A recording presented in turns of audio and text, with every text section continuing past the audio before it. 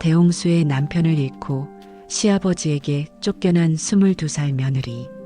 만삭의 몸으로 5살 아이를 데리고 반쪽 지붕 아래서 아이를 낳습니다. 12해를 버티며 두 아이를 키운 이 여인에게 남편이 남긴 쪽지 하나가 전해지는데, 되통 안쪽 3번째 눈금을 봐라. 눈금 하나에 숨겨진 10년의 비밀. 끝까지 들어보시면 되통이 바로 서는 그 순간을 만나실 수 있습니다. 구독과 좋아요는 다음 이야기에 힘이 됩니다. 조선 후기, 내륙 깊숙이 강 하나를 끼고 자리 잡은 작은 고을이 있었습니다. 이름하여 무진현.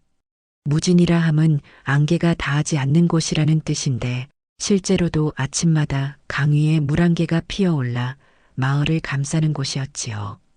이 고을에는 닷새마다 열리는 장터가 있었습니다. 사람들은 그 장터를 백연장이라 불렀습니다. 연꽃이 백송이 피는 연못 곁에 장이 섰다 하여 붙은 이름이었지요.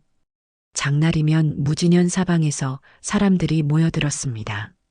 소금장수, 쌀장수, 옹기장수, 삼배장수, 수레바퀴 소리와 흥정 소리가 뒤섞여 장터 전체가 하나의 살아있는 생물 같았습니다.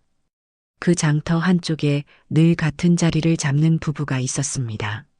남편 차용수 24, 아내 복희 22.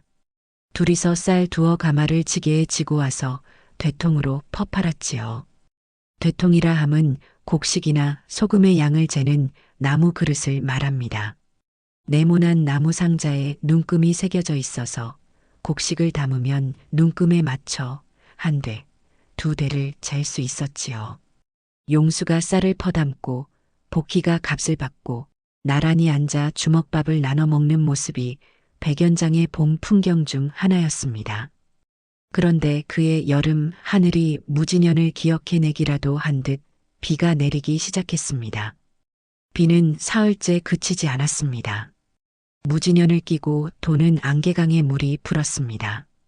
강변 논이 잠기기 시작했고 마을 어른들이 둑 위에 올라가 고개를 저었습니다. 이러다 둑이 못 버틴다. 집집마다 가재도구를 높은 곳으로 옮기느라 분주했지요. 용수도 쌀가마를 안방 다락에 올리고 어린 동생 겸이를 업어 마루에 앉혔습니다. 겸이라는 아이는 용수의 막내 동생이었습니다. 나이 5, 형제 중 막내로 태어났는데 말이 느리고 행동이 굼떴지요. 겸이는 돌덩이처럼 무겁고 돌덩이처럼 말이 없다고 동네 아이들이 놀렸습니다. 하지만 용수는 이 동생을 유독 아꼈습니다. 형이 깎아준 작은 나무 주판을 겸이는 어디를 가든 품에 안고 다녔지요. 그날 밤 빗소리가 더 거세졌습니다. 용수가 복희에게 삼배 주머니 하나를 건넸습니다. 주머니 안에 뭔가 접힌 종이가 들어 있었지요. 이것을 간직해라. 나중에 필요하면 펴봐라. 복희가 물었습니다. 이게 뭔데요? 나중에. 지금은 괜히 걱정만 할 거다. 용수는 더 이상 말하지 않았습니다. 대신 복희의 불러온 배를 조심스럽게 쓸었습니다. 9달. 다음 달이면 아이가 나올 터였지요. 남편이 건넨 그 주머니 안에 무엇이 들어 있었는지 복희는 한참 뒤에야 알게 됩니다. 나흘째 되는 새벽, 둑이 터졌습니다. 안개강의 물이 마을 안쪽까지 밀려들었습니다. 논이고 밭이고 구분 없이 물이 차올랐지요. 지붕 위로 올라가는 사람, 높은 언덕으로 뛰어가는 사람, 아이를 안고 울부짖는 사람. 무진현이 한순간에 물속에 잠겨갔습니다. 용수가 복희에게 겸이를 맡겼습니다. 겸이를 데리고 먼저 뒷산으로 가라. 나는 둑에 가서 사람들을 도와야 한다. 복희가 말렸습니다. 같이 가요. 제발. 용수는 복희의 어깨를 한번 잡았습니다. 그것이 마지막이었지요. 돌아서서 물속으로 뛰어들었습니다. 복희는 만삭의 배를 안고 겸이를 등에 업고 뒷산을 향해 걸었습니다. 물이 발목을 잡았고 진흙이 미끄러웠고 겸이의 몸무게가 등을 눌렀습니다. 한 발 한 발 이를 악물고 올라갔지요. 물이 빠진 것은 이틀 뒤였습니다. 복희가 산에서 내려와 마을로 돌아갔을 때 집은 반쯤 무너져 있었고 쌀가마는 떠내려갔고 남편은 보이지 않았습니다. 사흘을 찾았습니다. 강변을 걸었고 둑 아래를 뒤졌고 떠내려간 나뭇가지 사이를 헤집었습니다. 복희가 찾은 것은 남편이 아니라 남편의 신발 한 짝뿐이었습니다. 홍수가 지나간 무지녀는 폐허였습니다. 집이 무너지고 논이 잠기고 사람이 떠내려갔지요. 살아남은 사람들은 높은 곳에 모여 서로를 부둥켜 안고 울었습니다. 복희는 겸이를 데리고 시아버지 차수영의 거처를 찾아갔습니다. 차수영은 전직 좌수, 그러니까 마을의 대표를 지낸 사람이었지요. 큰 집이 물에 잠겨 관아 근처 빈 행랑에 몸을 붙이고 있었습니다. 복희가 방으로 들어서자 차수영이 겸이를 보았습니다. 그리고 복희를 보았습니다. 아들은 보지 못했습니다. 차수영의 입이 열렸습니다. 용수는 어디 있느냐? 찾지 못했습니다요. 침묵이 흘렀습니다. 차수영의 눈이 겸이에게 갔다가 복희의 배에 갔다가 다시 겸이에게 돌아왔습니다. 네가 이놈을 데리고 나갔지? 네가 이놈을 등에 업고 산으로 갔지? 용수가 둑에 간 것은 네가 막내를 데려갔기 때문이야. 복희의 얼굴이 하얗게 질렸습니다. 아버님, 그건 네가 이놈만 안 데려갔으면 용수가 둑에 안 갔을 것이다. 내 아들은 이놈 대신 죽은 거야. 5살 겸이가 복희의 치마를 잡고 있었습니다. 무슨 말인지 다 알아듣지는 못했지만 자기 때문이라는 것만은 느꼈는지 고개를 떨구었습니다. 복희는 그날 시아버지의 눈에서 슬픔이 아닌 다른 것을 보았습니다. 그것이 무엇이었을까요? 사흘 뒤 차수영이 관아에 호적 정리를 요청했습니다. 홍수로 사망한 자의 이름을 지우는 절차였지요. 복희가 불려갔습니다. 관아 마루에 호적 문서가 펼쳐져 있었습니다. 차수영이 복희를 보지도 않고 말했습니다. 용수의 아내 복희는 용수 사후 차 씨 가문에 속하지 않는다. 호적에서 분리한다. 복희가 멍하니 서 있었습니다. 아버님, 저는 이 집 며느리입니다요. 며느리는 아들이 있어야 며느리지. 아들이 없는데 며느리가 어딨느냐. 뱃속에 아이가 있습니다요. 용수의 아이입니다요. 차수영이 고개를 돌렸습니다. 나는 모르는 일이다. 그 한마디로 복희는 가문에서 잘려나갔습니다. 호적에서 이름이 지워졌다는 것은 이 고을에서 존재 자체가 사라졌다는 뜻이었지요. 복희는 관아를 나섰습니다. 만삭의 배를 안고 겸이의 손을 잡고 아무것도 없는 길 위에 섰습니다. 뒤돌아보지 않았습니다. 뒤돌아보면 주저앉을 것 같았으니까요. 품속에는 남편이 건넨 삼배 주머니 하나만이 있었습니다. 9달 된 배를 안고 걸어가는 길 끝에 지붕이 있을까요? 복희는 겸이를 데리고 무진현 외곽을 걸었습니다. 홍수에 떠밀려온 흙과 나뭇가지가 길을 덮고 있었지요. 어디로 가는지 복희 자신도 몰랐습니다. 다만 걸었습니다. 겸이가 열이 났습니다. 이마가 불덩이처럼 뜨거웠지요. 복희가 개울가에 앉아 젖은 치맛자락을 찢었습니다. 그 헝겊을 물에 적셔 겸이의 이마에 올렸습니다. 겸이가 가느다란 목소리로 물었습니다. 형수, 우리 어디 가요? 좋은 데가. 걱정 마. 좋은 데가 어딘지 복희도 몰랐습니다. 하지만 5살짜리 아이에게 모른다고 말할 수는 없었지요. 그 밤 복희가 가진 것이라고는 삼배 주머니 하나와 5살짜리 아이 하나뿐이었습니다. 이틀을 더 걸어 산기슭에 다다랐습니다. 허물어진 토담집이 하나 보였습니다. 홍수에 지붕 반쪽이 날아가고 벽이 무너져 안이 훤히 보이는 곳이었지요. 복희가 안을 들여다보았습니다.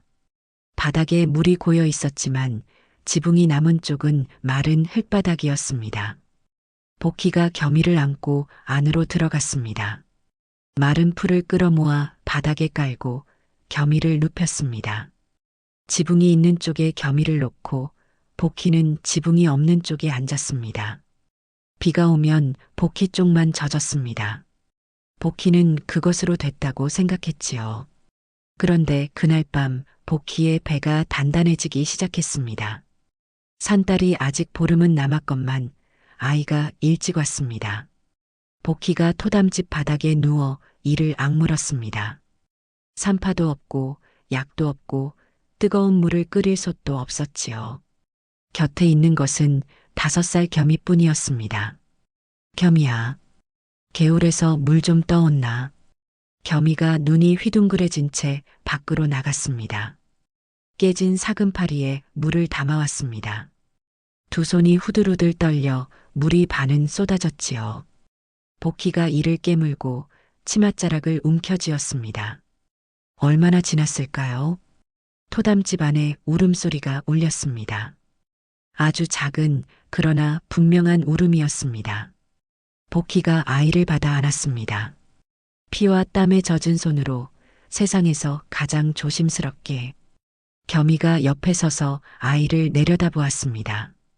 형수, 이름은 뭐요? 복희가 고개를 들어 지붕이 없는 쪽을 바라보았습니다. 구멍난 천장 너머로 새벽빛이 들어오고 있었지요. 새봄이, 이 아이는 새봄이다. 반쪽 지붕 아래서 태어난 아이는 세상에서 가장 작은 울음으로 봄이 왔음을 알렸습니다. 홍수가 남긴 것은 물뿐이 아니었습니다.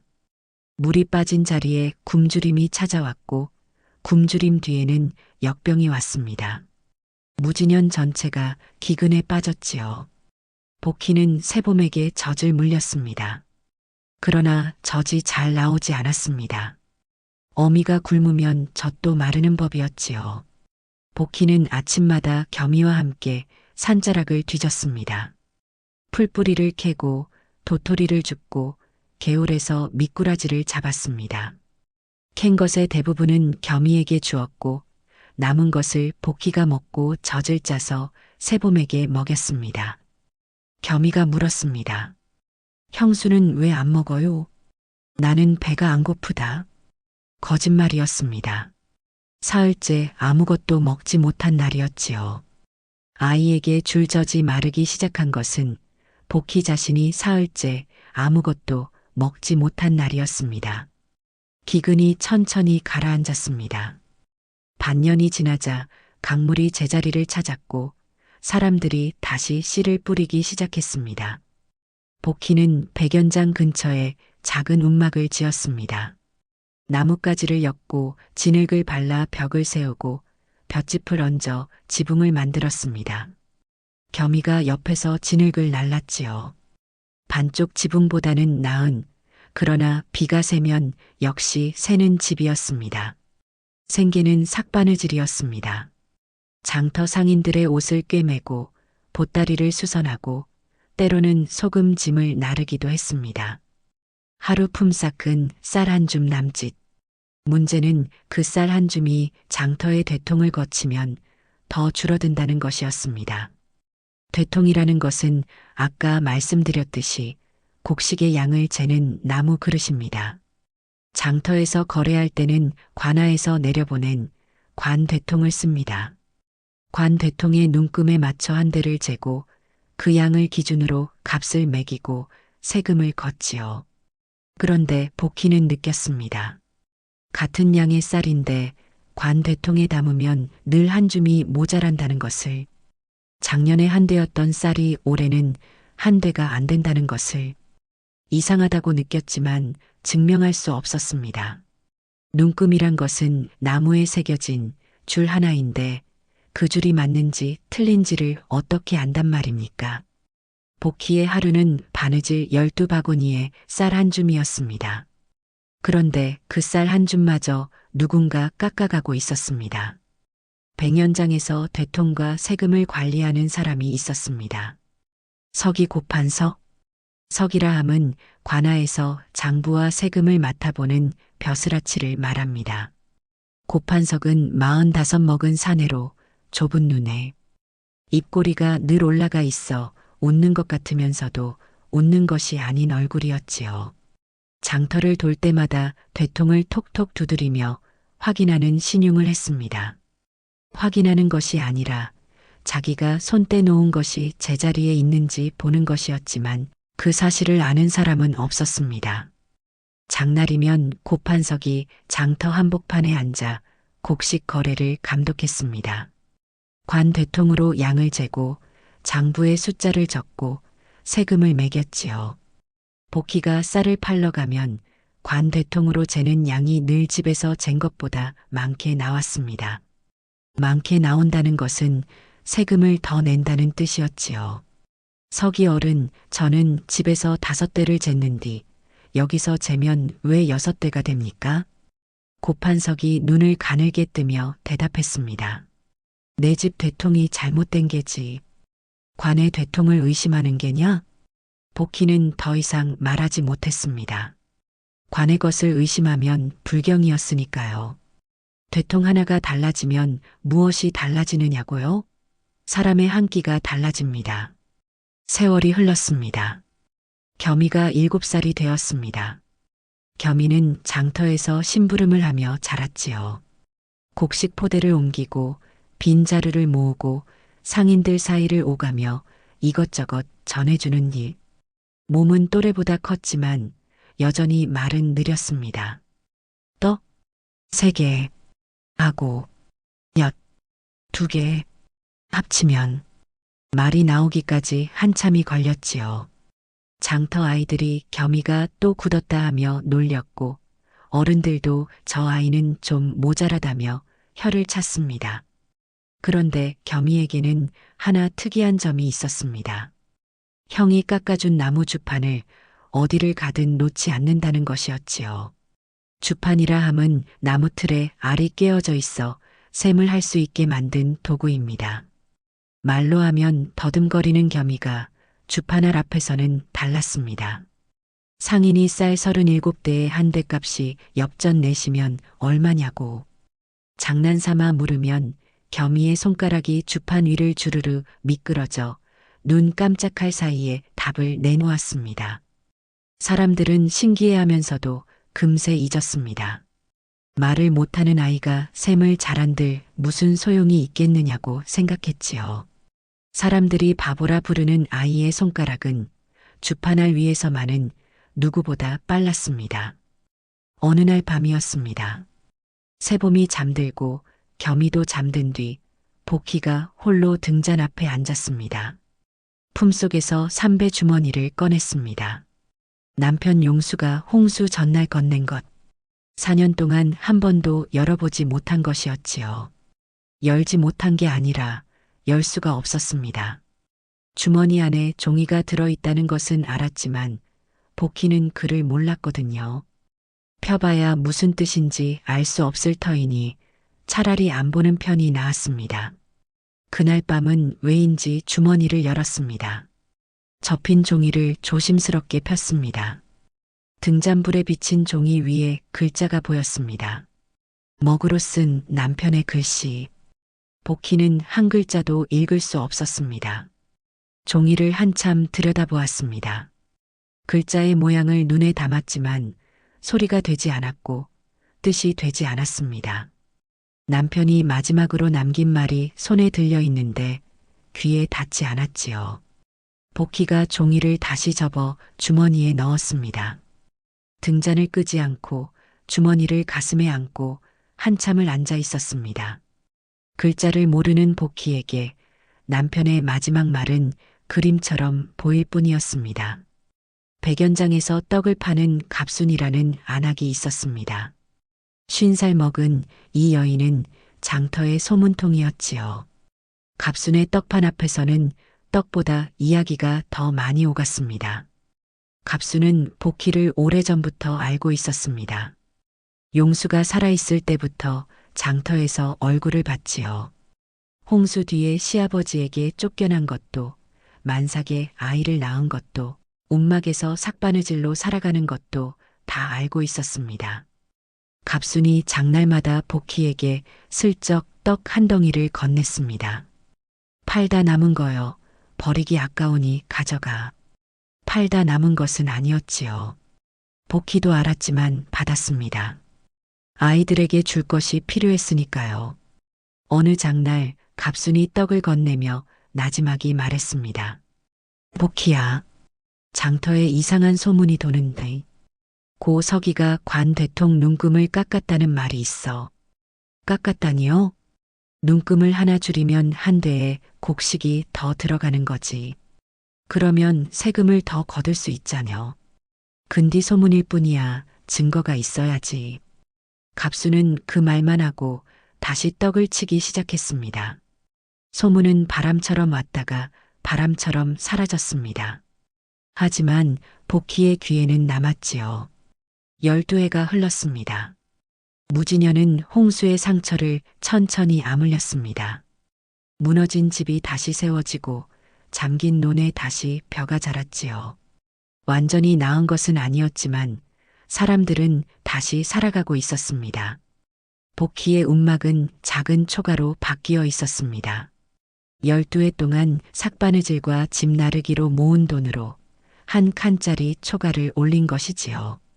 반쪽 지붕에서 시작해 비가 새는 움막을 거쳐 마침내 비를 온전히 막아주는 지붕 아래 살게 되기까지 12년이 걸렸습니다.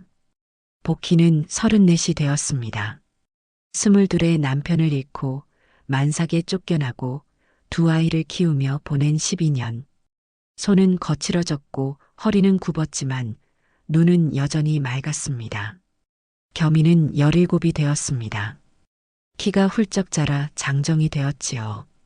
여전히 말은 느렸지만 이제 사람들은 겸이를 바보라 부르는 대신 느린 장정이라 불렀습니다. 조금은 나아진 셈이었지요. 세보미는 12살. 어머니를 닮아 조용하고 단단한 아이로 자랐습니다. 눈이 크고 질문이 많고 한번 궁금한 것은 반드시 알아내야 직성이 풀리는 성격이었지요. 12해. 반쪽 지붕 아래 시작된 삶이 초가 한 칸의 삶이 되기까지 걸린 시간이었습니다. 겸이는 장터에서 곡식 거래의 셈을 도맡아 해주는 사람이 되어 있었습니다. 상인들이 쌀 몇 대에 콩 몇 대를 바꾸면 엽전 얼마가 남느냐고 물으면 겸이가 주판을 튕겨 답을 내놓았지요. 셈이 빠르고 정확해서 찾는 사람이 적지 않았습니다. 그런데 셈값을 부를 때 말이 느리다 보니 상인들은 답을 듣고도 뭐라고 하며 다시 물었고 겸이는 같은 말을 한 번 더 느리게 반복해야 했습니다. 반쪽 바보라는 별명은 여전했지요. 겸이는 개의치 않았습니다. 입이 느린 것은 어쩔 수 없는 일이었고 그 때문에 사람들이 자기를 대수롭지 않게 여기는 것이 오히려 편할 때도 있었습니다. 편한 이유가 있었지요. 겸이는 장터에서 셈을 해줄 때마다 관 대통의 눈금을 슬쩍 살폈습니다. 고개를 끄덕이는 동안, 주파나를 튕기는 동안 눈은 늘 대통 안쪽을 훑고 있었습니다. 형이 죽기 전 형수에게 건넨 삼배 주머니. 그 안에 뭐가 들었는지 겸이는 몰랐지만 형이 대통 이야기를 했다는 것은 기억하고 있었습니다. 5살 때 희미하게 들은 형과 아버지의 말다툼. 대통 눈금이 이상합니다, 아버지. 쓸데없는 소리 하지 마라. 관의 것을 건드리면 집안이 망한다. 겸이는 사람들이 바보라 부를 때마다 고개를 끄덕였습니다. 고개를 끄덕이는 동안 눈은 대통의 눈금을 세고 있었지요. 세봄이 12살이 되던 해봄, 복희는 이상한 것을 발견했습니다. 세봄이 마당 흙바닥에 나뭇가지로 뭔가를 쓰고 있었지요. 복희가 다가가 보니 글자였습니다. 삐뚤빼뚤하지만 분명한 글자. 세봄아, 너 이걸 어디서 배웠냐? 세봄이 나뭇가지를 뒤로 감추며 고개를 숙였습니다. 서당 울타리 밖에서 들었어요. 장터 뒷골목에 작은 서당이 있는데 세봄이 울타리 밖에 쪼그리고 앉아 훈장에 글 읽는 소리를 듣고 글자를 익힌 것이었지요. 복희가 물었습니다. 왜 글을 배우고 싶었냐? 세봄이 한참 망설이다 입을 열었습니다. 어머니가 아버지 쪽지를 볼 때마다 우시잖아요. 제가 읽어드리고 싶어서요. 복희는 등을 돌렸습니다. 한참 뒤에 등을 돌린 채로 말했습니다. 내일도 가서 들어라. 아이 앞에서 울면 안 된다고 스스로에게 약속했으니까요. 며칠 뒤 복희가 삼배 주머니를 세봄에게 내밀었습니다. 이것 좀 읽어다오. 세봄이 주머니에서 접힌 종이를 꺼냈습니다. 조심스럽게 펼쳤지요. 종이가 누렇게 바른 12년 된 먹글씨. 세봄이 천천히 읽었습니다. 한 글자씩 더듬더듬. 복희, 에게 대통, 안쪽 세 번째, 눈금을 봐라. 내가 표시해 두었다. 복희의 손이 떨렸습니다. 글자 17자. 남편은 살아서 하지 못한 말을 글자 17자에 담아두었던 것입니다. 복희가 세봄의 머리를 쓸었습니다. 한마디도 하지 못하고 그저 쓸었습니다. 세봄이 올려다본 어머니의 얼굴은 울고 있는 것 같기도 웃고 있는 것 같기도 했습니다. 남편은 살아서 하지 못한 말을 글자 17자에 담아두었던 것입니다. 복희가 장롱 깊숙이 넣어둔 물건을 꺼냈습니다. 남편 용수의 대통. 홍수전에 장터에서 쓰던 것으로 복희가 집을 나올 때 하나 남은 세간 중에 들어있었지요. 되통을 뒤집었습니다. 안쪽 벽면에 눈금 10줄이 새겨져 있었습니다. 복희의 손가락이 세 번째 눈금에 닿았습니다. 있었습니다. 눈금 옆에 아주 작은 칼자국. 손톱만 한 삼각형 표시. 용수가 새겨놓은 것이었지요. 복희는 알았습니다. 남편이 무엇을 말하려 했는지. 관 대통의 세 번째 눈금이 이 대통의 세 번째 눈금과 다르다는 것. 관 대통의 눈금이 깎여 있다는 것. 남편은 죽기 전에 이미 알고 있었던 것입니다. 복희가 대통을 안고 한참을 앉아 있었습니다. 남편은 죽기 전에 이미 알고 있었습니다. 그런데 왜 말하지 못했을까요? 그날 밤 복희가 겸이와 세봄을 앞에 앉히고 말했습니다. 내가 할 말이 있다. 복희는 되통의 칼자국을 보여주고 세봄이 읽어준 쪽지의 내용을 다시 말해주었습니다. 너희 아버지가 그리고 형이 관 대통의 눈금이 다르다는 걸 알고 있었다. 눈금이 깎여 있으면 한 대에 곡식이 더 들어가니 우리 같은 사람들이 세금을 더 내는 거다. 10년 넘게 겸이의 눈이 달라졌습니다. 느린 말투 뒤에 감춰져 있던 날카로운 빛이 드러났지요. 형수, 나도 알고 있었습니다요. 되통 눈금이 이상하다는 것.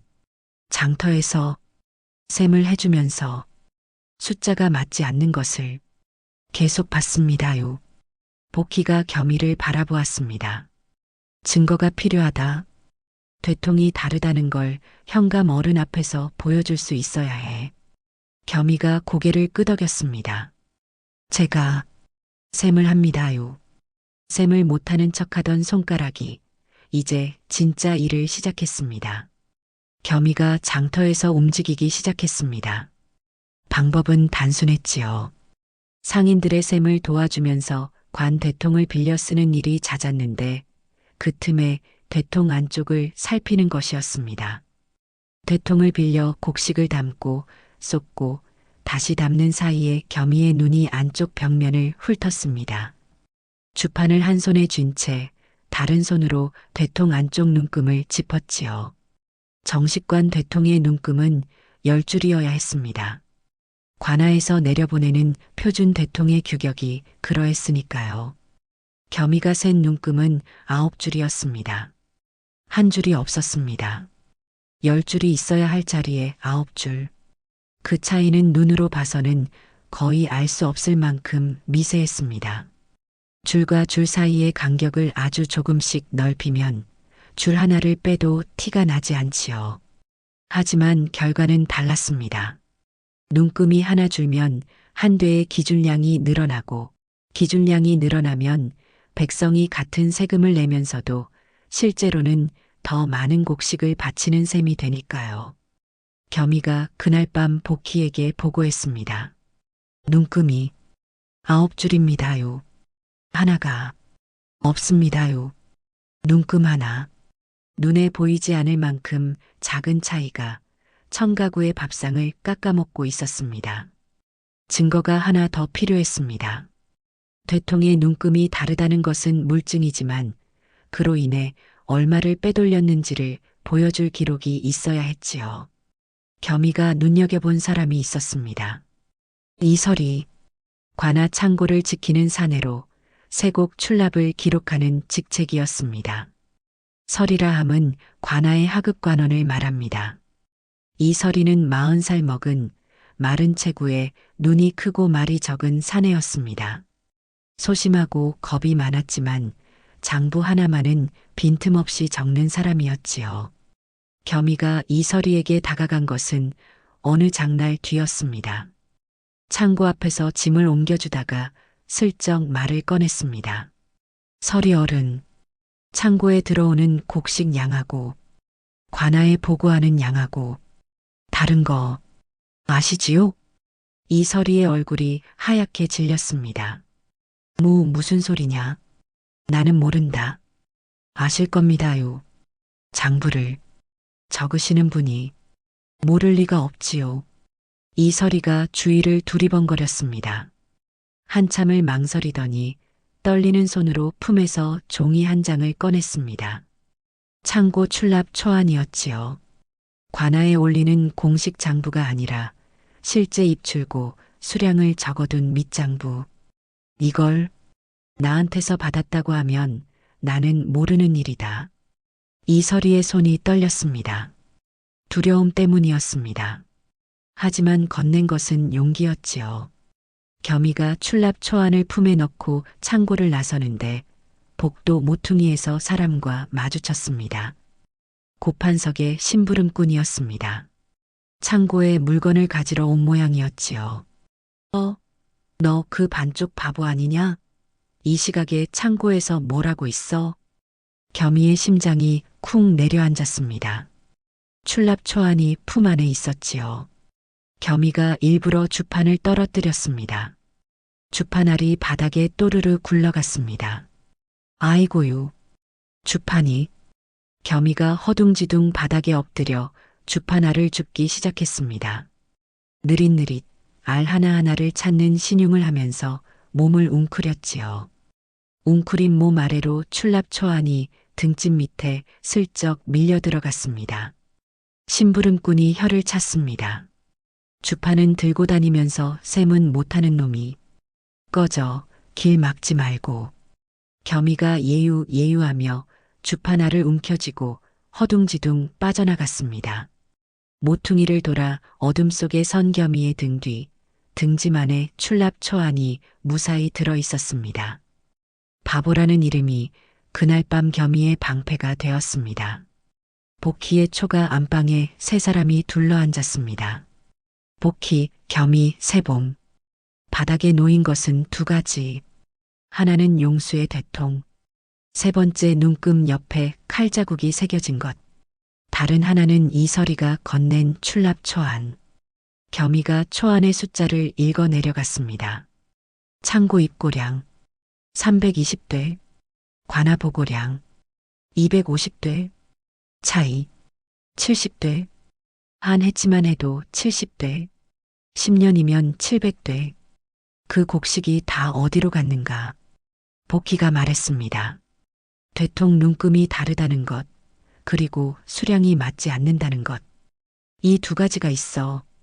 하지만 이것만으로는 안 된다. 왜유 어머니? 세봄이 물었습니다. 고 서기가 내 되통이 잘못된 거다라고 하면 끝이거든. 관의 되통과 우리 되통이 다르다는 걸 현감 어른 앞에서 직접 보여줘야 해. 같은 곡식을 담아서 눈으로 차이를 보여줘야 하는 거야. 복희가 등잔부를 바라보았습니다. 글자를 모르는 사람도 눈금이 다른 것은 볼 수 있습니다. 문제는 그 눈금을 나란히 놓을 기회였습니다. 갑순이 움직였습니다. 장날마다 떡을 팔면서 떡을 사러 온 안악들에게 한마디씩 흘렸지요. 요즘 쌀이 왜 이리 적게 되는지 모르겠어. 관 대통이 이상한 거 아니여? 나도 그런 생각을 했어요. 작년보다 양이 분명히 줄었는데. 대통 눈금을 한번 세어봐. 10줄이 맞는지. 소문은 떡처럼 부풀었습니다. 장터 여기저기서 대통이 이상하다는 말이 돌기 시작했지요. 처음에는 속삭임이었다가 점차 목소리가 커졌습니다. 소문이 관아 담장을 넘기까지 열흘이 걸렸습니다. 현감 박영감이 보고를 받았습니다. 장터에서 관 대통에 대한 불만이 일고 있다는 것. 현감은 과묵하고 신중한 노인이었습니다.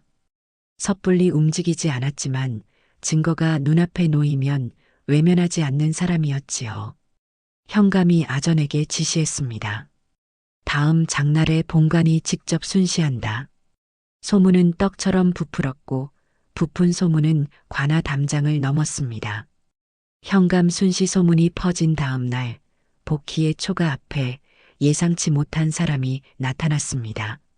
시아버지 차수영이었습니다. 12년 만이었습니다. 등이 굽고 머리가 하얘져 있었지요. 지팡이를 짚고 서 있었습니다. 복희가 문을 열고 굳은 얼굴로 서 있었습니다. 차수영이 먼저 입을 열었습니다. 내가 소문을 퍼뜨렸느냐? 복희는 대답하지 않았습니다. 대통 이야기가 장터에 도는데 내가 뒤에 있다는 말을 들었다. 관의 대통을 건드리면 우리 가문 이름이 엮인다. 용수 이름이 올라간다. 그러면 복희가 말을 끊었습니다. 아버님. 차수영이 멈추었습니다. 아버님께서 저를 호적에서 지우셨지요. 이 집 사람이 아니라 하셨지요. 그러니 가문 걱정은 마십시오. 저는 남의 집 사람이니까요. 차수영의 입이 벌어졌다 닫혔습니다. 할 말을 잃은 것이었지요. 복희가 문을 닫으며 덧붙였습니다. 겸이는 잘 자랐습니다요. 형을 닮아 바르게 컸습니다요. 문이 닫혔습니다. 차수영은 돌아서며 한마디를 삼켰습니다. 그 한마디가 무엇이었는지 이 이야기의 끝에서 밝혀집니다. 장날이 밝았습니다. 백연장에 사람들이 모여들었습니다. 평소보다 인파가 많았지요. 현감이 순시를 나온다는 소문이 퍼졌기 때문이었습니다. 현감 박영감이 관복을 갖추고 장터에 나타났습니다. 아전 둘을 대동하고 장터 한복판을 천천히 걸었지요. 고판석이 허리를 굽히며 현감을 맞았습니다. 얼굴에 여유가 있었습니다. 준비가 되어 있다는 얼굴이었지요. 그때 복희가 장터 사람들 사이를 헤치고 앞으로 나섰습니다. 손에 대통 하나를 들고 있었습니다. 현감 어른, 소녀가 청원 드리겠습니다요. 장터가 조용해졌습니다. 소녀의 남편이 남긴 대통이 있습니다요. 이 대통과 관 대통에 같은 쌀을 담아봐 주십시오. 양이 같으면 소녀가 벌을 받겠습니다요. 양이 다르면 그 이유를 밝혀주십시오. 현감이 복희를 내려다보았습니다. 잠시 생각하더니 고개를 끄덕였습니다. 가져와라. 장터가 조용해졌습니다. 수백 명의 눈이 대통 2개 위에 모였습니다. 장터 한복판에 자리가 만들어졌습니다. 넓은 판 위에 대통 2개가 나란히 놓였지요. 하나는 복희가 가져온 용수의 대통, 하나는 장터에서 쓰던 관 대통, 아전이 쌀 한 자루를 가져왔습니다. 현감이 직접 지시했습니다. 같은 쌀을 같은 방식으로 2 대통에 각각 담아라. 아전이 대통에 쌀을 퍼담았습니다. 수평으로 깎았습니다. 용수의 대통은 한 대가 딱 맞았습니다. 관 대통은 한 대를 담았는데 쌀이 넘쳤습니다. 같은 한 대인데 양이 달랐습니다. 관 대통에 더 많은 쌀이 들어간 것이지요.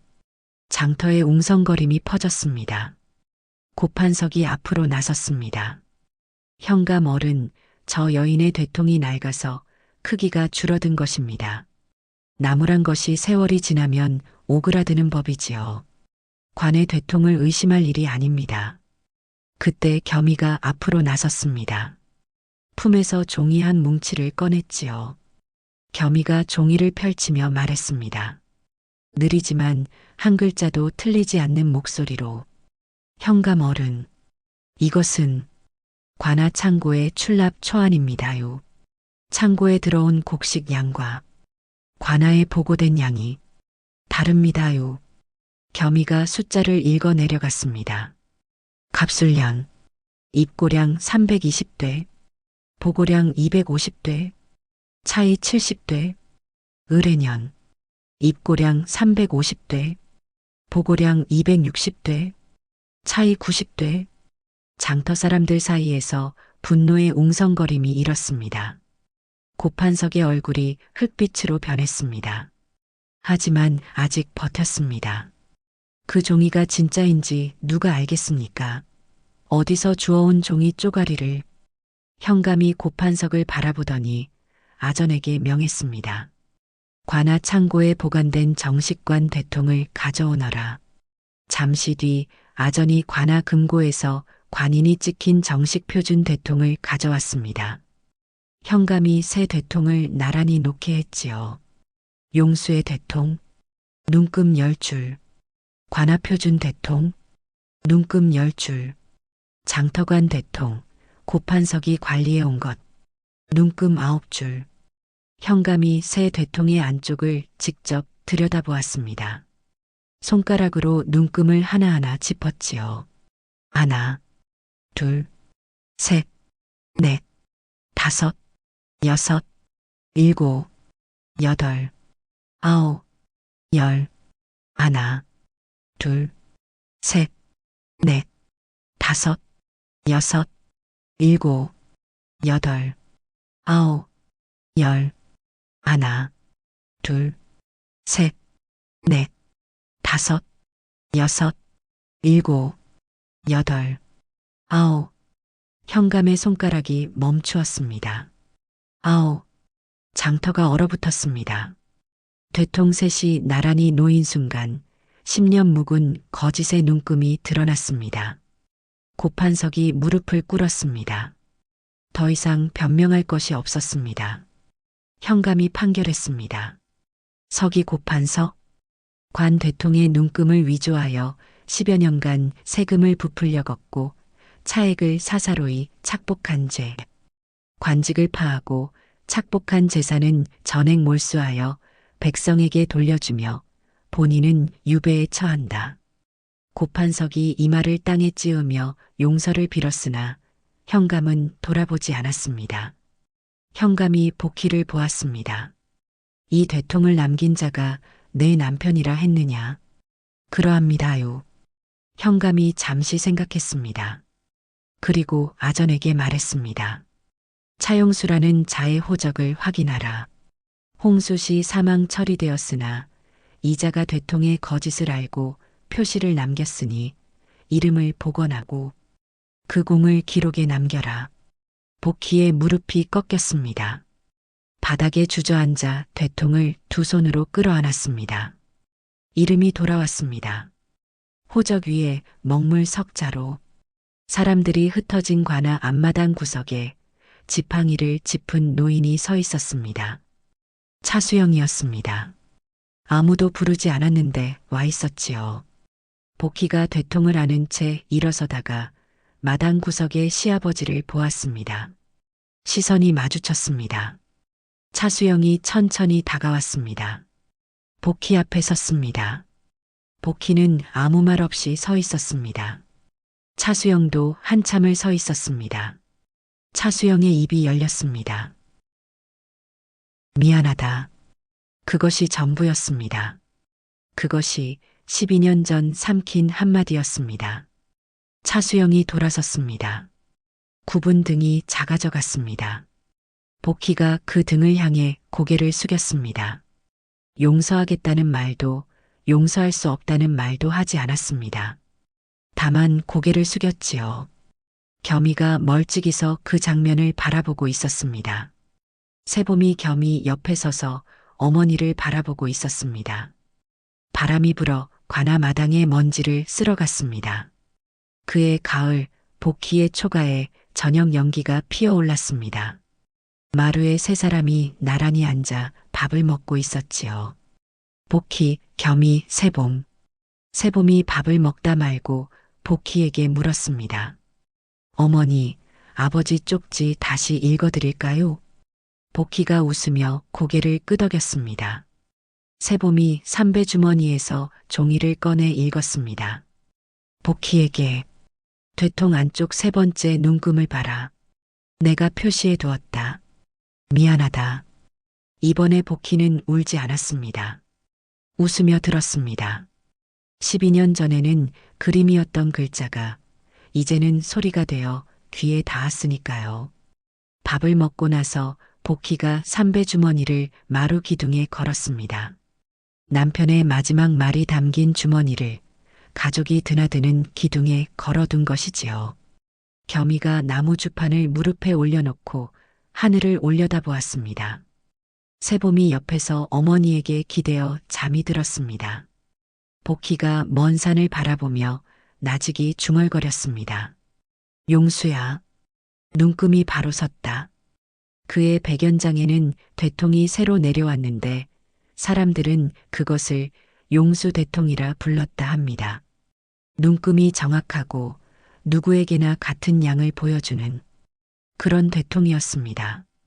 이야기 끝까지 들어주셔서 감사합니다.